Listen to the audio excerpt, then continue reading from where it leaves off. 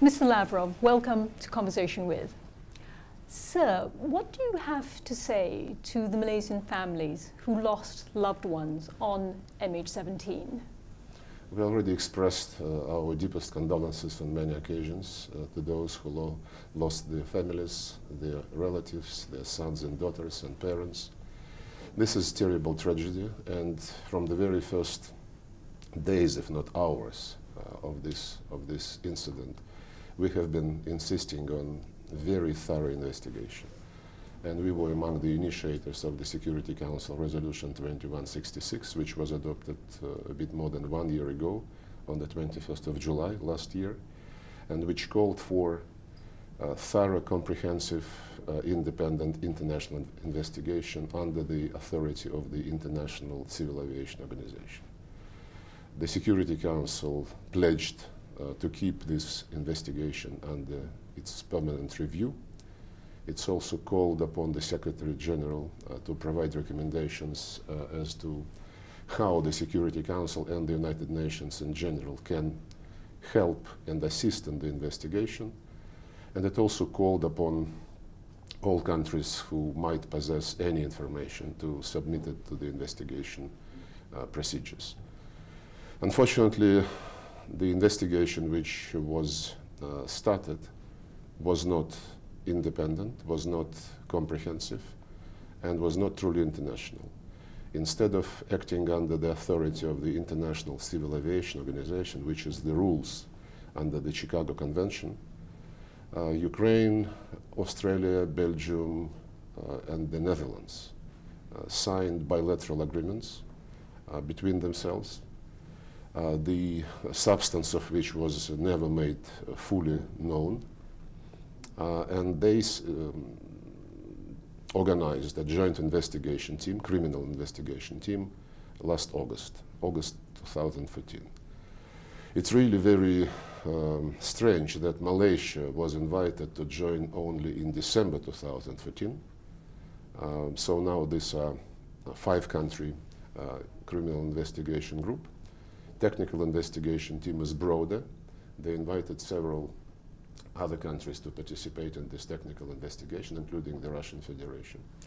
And the representative of the Russian Civil Aviation Organization is participating in these procedures, but the information we receive through this representative is not complete. We are being given less than those who started the investigation, which is also subject to questions. Number 2, the Secretary General, unfortunately, in spite of our reminders, did not provide his recommendations as to how the United Nations can facilitate the investigation. And the call of the Security Council upon all countries to submit information which might have any relevance to the incident was basically responded only by Russia. We submitted the data from our radar station in the Rostov region, which monitored the skies at that time. The Americans said that they did have images from their satellite, but never submitted them, never made them public.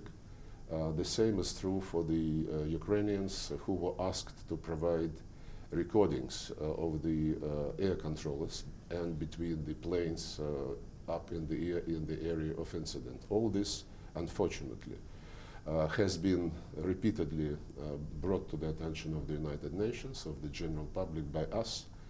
We suggested that the Security Council a couple of times should consider the implementation of that resolution and should call upon everyone to strictly abide by its provisions. Unfortunately, the proposals were blocked on the Security Council, and the Secretary General also was asked by us to appoint special envoy to monitor the investigation, and we also suggested to dispatch Security Council mission to the area. All this was blocked and unfortunately blocked by those very countries who now insist on creating the tribunal. Yes, well, it's a little bit confusing now, though, sir, because the Malaysians have, as a representative of a group, and that is, of course, Malaysia, Australia, Belgium, Netherlands, Ukraine, Australia have all come together, though, to put forward the latest draft resolution for the tribunal.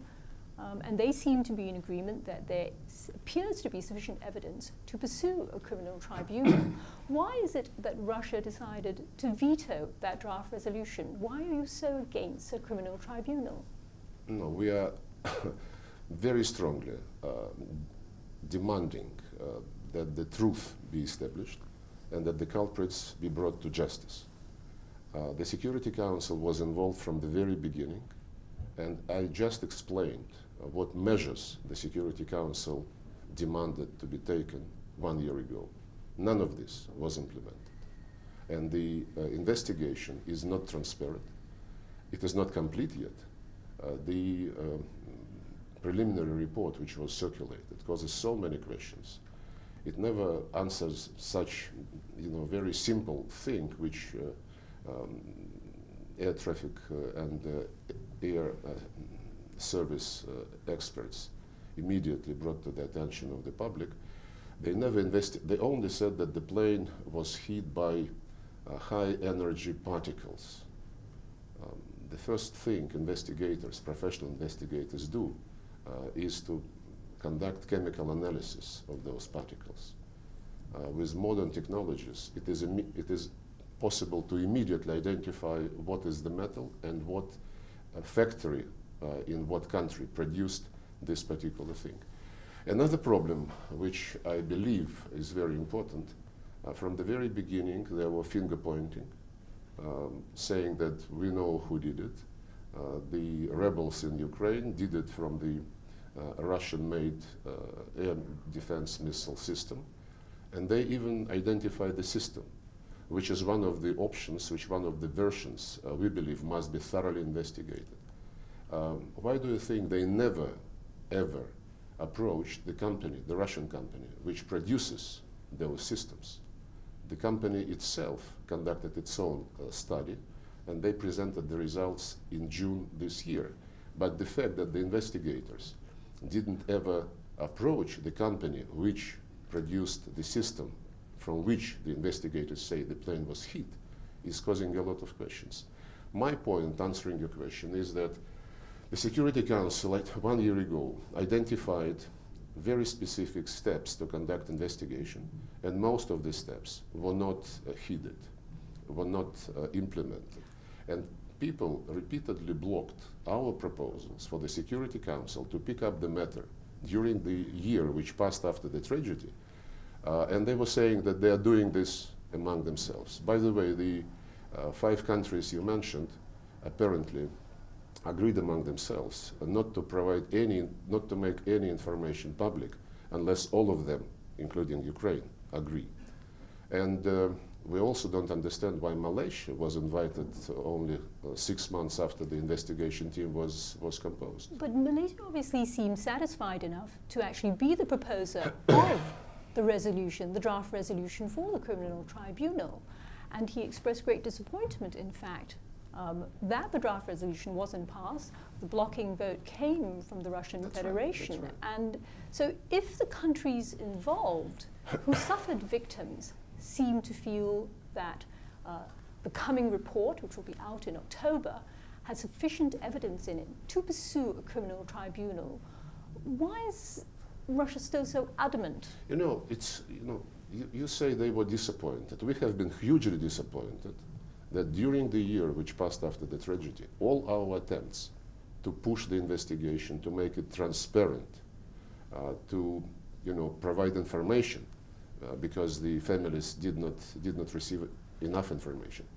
All our attempts to get answers to the questions which we formulated through our professional civil aviation agency, all this was just stonewalled, and it causes suspicions. And if you take the... What is your suspicion, sir? When you say it causes suspicions, what are the suspicions? When people who say we would investigate, instead of fulfilling the Security Council decision that the investigation must be under the authority of the International Civil Aviation Organization, they ignored this, and they created their own small team without even inviting immediately Malaysia, waiting 6 months to do this. Then, in the previous disasters like this, including when in 1988 the United States shot down the Iranian civil airliner, when Ukraine shot down the Russian airline in 2001, Lockerbie case, all these have been considered as criminal offense. The Security Council never created any tribunal to investigate these incidents. Every time there was some special way out. And the proposal, specific proposal which was submitted, apart from the arguments which I already alluded to, like, you know, ignoring the previous resolution, but insisting that the Council should create the tribunal, apart from this, the proposal itself was very peculiar. It was proposed in the draft statute to establish the tribunal based mostly on the Ukrainian law, for the judges and prosecutor of the tribunal to be appointed by the Secretary General without consulting the Security Council, and the judges, as it was proposed in the draft statute, should have experience in exercising Ukrainian and Malaysian law. It does not look like an international investigation or prosecution mechanism. Sir, do I understand correctly, though, that you are implying that the other countries, including Malaysia, are being manipulated by the Ukrainians? I'm not saying that anyone is manipulated by Ukrainians, and least of all by Malaysians. We believe Malaysia is the most sincerely interested country in establishing the truth.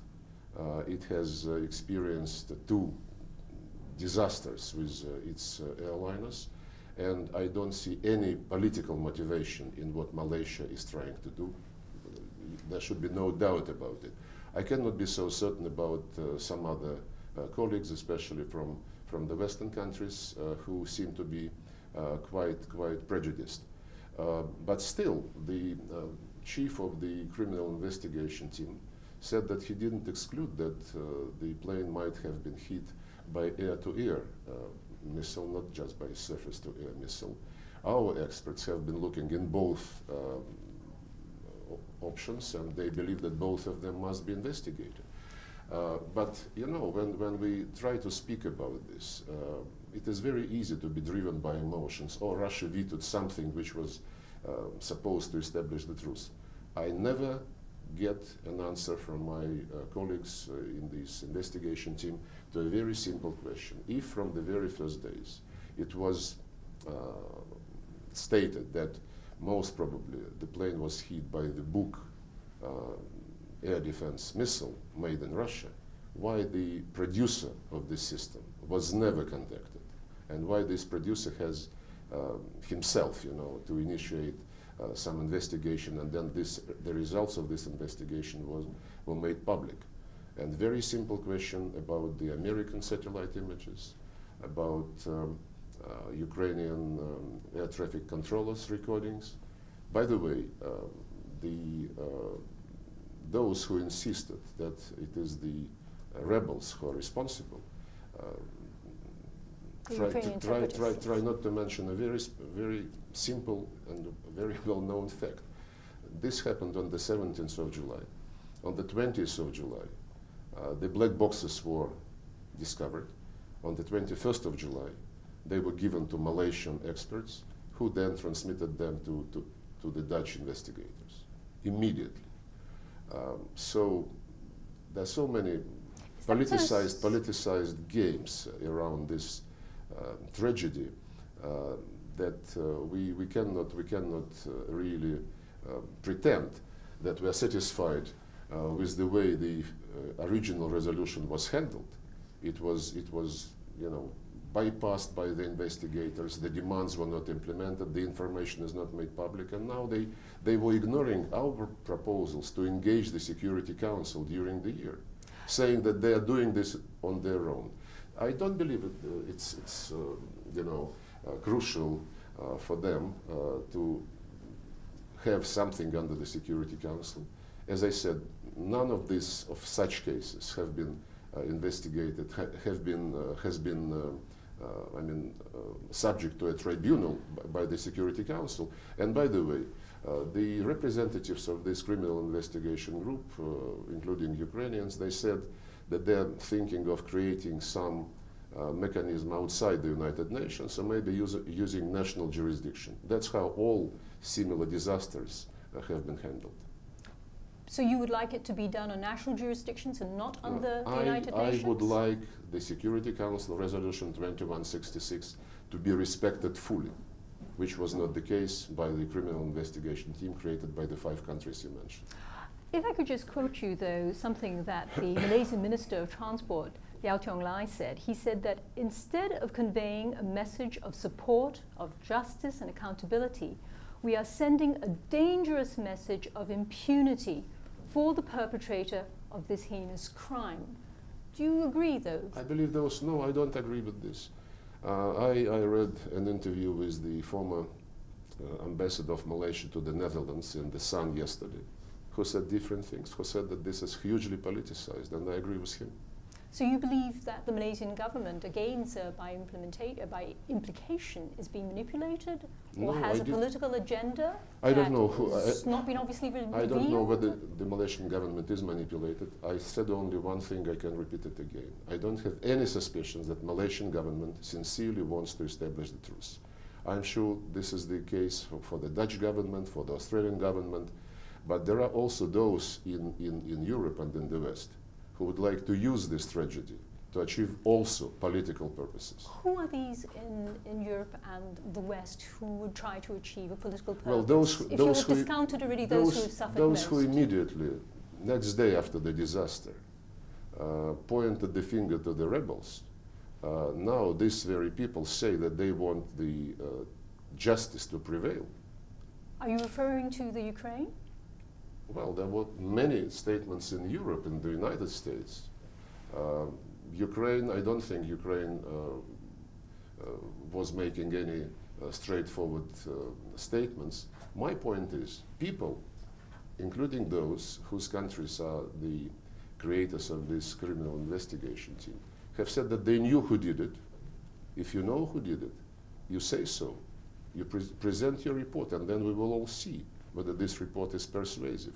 But they also must answer the question why they ignored most of the demands of the Security Council in the original resolution. Doesn't it look fishy? What do you think? Well, sir, the countries who were involved seem to think that it doesn't look fishy and that there is sufficient evidence to try and pursue a criminal tribunal. If you were asked to present your opinion, do you think that the Security Council resolution on such important issue should be strictly implemented or not? But sir, that would imply that 2166 was somehow wrong fundamentally, and that a new resolution should be put forward. I'm asking whether 2166 should be implemented strictly or not. Sir, most important in this interview is definitely, of course, your opinion, not mine. Could we move on, sir, to looking at Russia's role in Asia? Now that you failed to answer my question, okay, let's move on. Shall we look at Russia's involvement here in Asia, engagement here in Asia? Later this month, Russia will be holding joint military drills with China in the air and sea space of the Sea of Japan. And the Chinese Defense Ministry, at least, have said that they see this as to further enhance the capabilities of jointly coping with maritime security threats.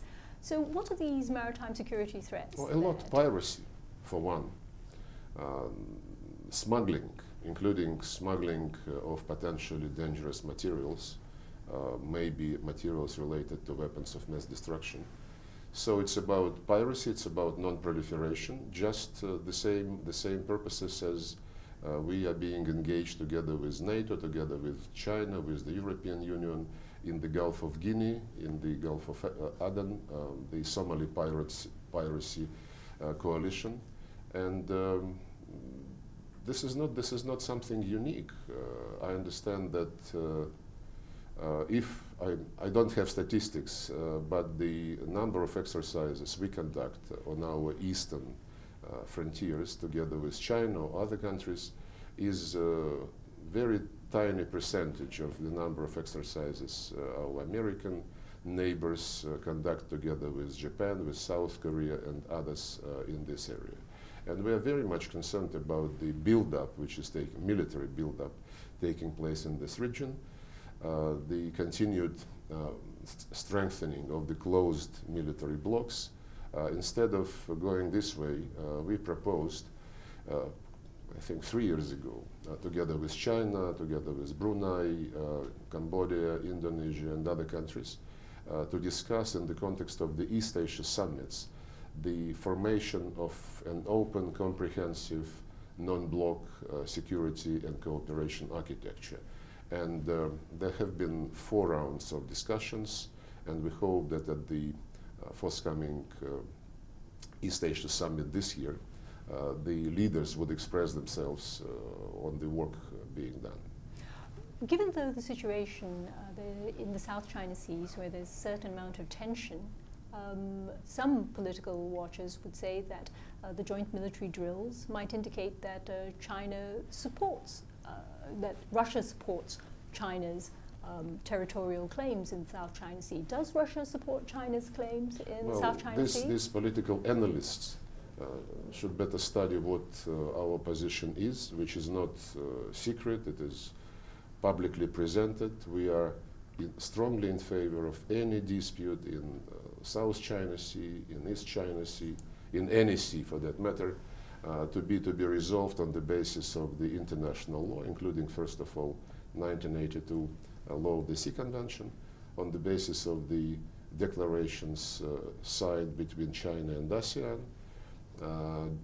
and on this basis the countries directly involved in any dispute should find a mutually acceptable solution without any outside interference. We don't believe that the attempts to internationalize these disputes are really healthy.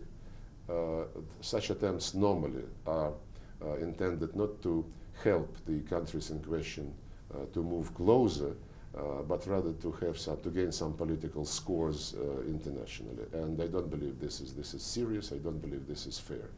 So what are Russia's intentions in Asia? Well, you know that Russia is the biggest Asian country, if you take territory from the Ural Mountains, where the Asian continent starts, and we have legitimate interest on all borders of our big country, and we are one of the biggest Pacific power, and we certainly have an interest, first of all, in developing our Far East and Distant Siberia. It is not populated as densely as the European part of Russia, and we want this part of our country to develop much faster than it does. And of course, these days of interdependence, globalization offer a lot of opportunities to promote your national interest in cooperation with your neighbors, with other countries in the region. That's why, while developing our own programs for Russian Far East and East Siberia, we try to engage all the potentials existing in Asian Pacific cooperative structures, including APEC, including East Asia summits, and including our bilateral relations with the countries of the region, ASEAN in particular. We're now number 8 economic partner of ASEAN. Our volume of trade doubled during the last 7 years. It is more than $20 billion a year now.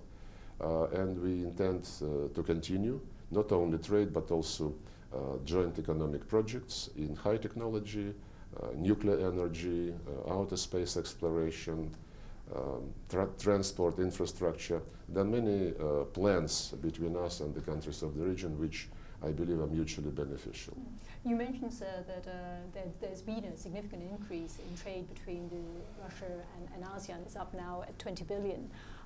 But does it concern you that trade with the United States and ASEAN is almost 10 times larger? It's up at around 200 billion. Is that a cause of concern for Russia? Why should it concern us? It's trade between ASEAN and the United States. It's their business. We're not doing something with our ASEAN friends to to outmatch somebody. You know, we are doing this for the benefit of ASEAN and the Russian Federation, and let the trade between ASEAN and other countries boom. You know, up to the skies. We would be concentrating on the abilities which we and ASEAN can use together. What do you think of the moves by the current Japanese government, Prime Minister Abe's government, to change their constitution so that they can be more active militarily overseas? Is this something that Russia sees It is with the some Japanese concern? constitution, and it is the responsibility of the Japanese people. I have no doubt that the Japanese people understand the historic legacy, which is not very bright, and I'm sure the Japanese government understands the importance of maintaining good relations with all its neighbors. And of course, I would hope that they keep in mind the international responsibility as regards the order created after World War II. Do you feel, though, that the world is becoming a more dangerous place, sir? Do you think that relations, for example, between two big superpowers like Russia and the United States are more dangerous and more dangerous for us in Asia? You know, no and yes. No, because I don't even think that it is possible to imagine something like the repetition of World War II or something like Hiroshima, 70th anniversary of which comes these days. And this was a terrible event in world's history, absolutely unnecessary. So dangers like this, I don't foresee. There is no bipolar confrontation when the whole globe was split into two parts, you know. But at the same time, with the collapse of this bipolar confrontational structure, there appeared so many regional conflicts. And of course, the action by some of our colleagues, including the United States, to promote their own view of the world and to promote their vision how all countries must live, including through using military force, including through changing the legitimate governments, all this brought to life so many uncertainties and gave rise to people who want to use terrorist means to achieve their goals. If somebody is allowed to use force, they say, why don't we follow the same example and promote our ideas? So that's how ISIL announced its goal to create a caliphate from Spain to Pakistan, huge territories. Are you drawing parallels between ISIL and the United States? No, well, ISIL, to a large extent, as we see it now, is a product of the quote-unquote revolutions which took place in the Middle East and North Africa. But what I'm saying is, whenever you start, expanding your ideology, not by persuasion, but by force, you create so many risks and so many dangers. So be it the promotion of communism, like the Soviet Union used to do, be it the promotion of democracy, in spite of all the cultural differences and ignoring the traditions and values of the people whom you want to make happy, or be it terrorist ideals of the caliphate. You cannot impress and impose your will upon others by force. And you believe that the role that Russia should play in all of this is what? What should Russia be doing in all of this if you feel that the world has got at least one superpower that is attempting to persuade people by force?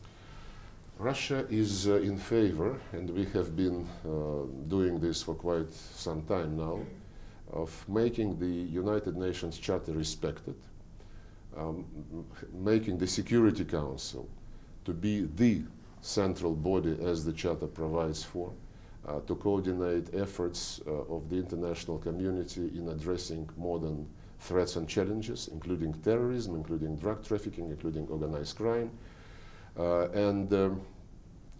Our initiative, which we presented last year, is to have under the United Nations Security Council a thorough analysis of all threats which are present in the Middle East and North Africa, mostly the threat of terrorism, and to elaborate common standard to address such threats. I'll explain what common standard means. When Libya was attacked, those who wanted to overthrow Gaddafi, they were closing their eyes and even sometimes supplying arms to the groups on the ground, very extremist groups, only because they were fighting the Gaddafi army. When Gaddafi was deposed, these very people started trouble in neighboring countries, including Mali. And the countries who armed them, like France, for example, who armed them to topple Gaddafi, were fighting them in Mali, and these people were fighting the French with the French weapons. This kind of double standards must be avoided. If we all want to eradicate terrorism, then we must not allow the situations to happen when we close our eyes on bad guys and call them not so bad terrorists because they fight your enemy, somebody whom you hate, like Saddam Hussein, like Muammar Gaddafi, like other authoritarian leaders, as it were. Neither in Iraq, nor in Libya, nor in Syria, where attempts to change regime by force from outside are being made, became happier. Don't you agree with me? So if I could bring you back to Asia, though. Do you think that the United States is a destabilizing force in its presence in Asia? I didn't say this. I said that the United States is making... Unfortunately, I believe that your colleague, the defense minister, has said that the United States is possibly one of the most destabilizing forces in Asia. Do you agree? I said that the United States is engaged in very huge military build-up in Asia. Including under the pretext of countering the North Korean threat, but the scale of the buildup is way beyond the need, to neutralize. It's disproportionately huge. Let me put it this way: United States is also building missile defense with cooperation with Japan and South Korea, which is not helpful at all. And the fact that the United States dropped from the treaty, ABM treaty, some time ago, was a destabilizing factor of global importance because it triggers, the build-up, and it brings us back to the mutually assured destruction logic. As it relates to the strategic stability. But we are not there at the mutual assured destruction logic anymore, are we, sir? I said that the withdrawal of the United Nations from the ABM Treaty brings temptation to bring this logic back, which would be very unfortunate. Russia would not want that. Russia doesn't want any arms race, and Russia would not engage in the arms race.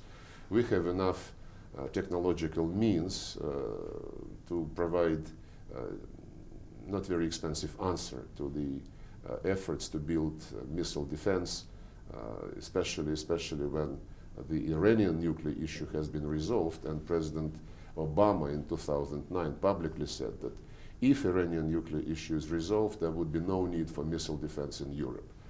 It seems that he was not telling the truth. Sir, a fundamental question: is Russia still a superpower? And this will be the last question. Is Russia still a superpower? And we're modest people. It is up to objective analysts internationally to describe what Russia is. And you would not use the word superpower on Russia? We respect ourselves, and we have our own dignity, but we would not brag, about what we are. Let the objective analysts decide. Minister, thank you very much for being in conversation with. Thank you.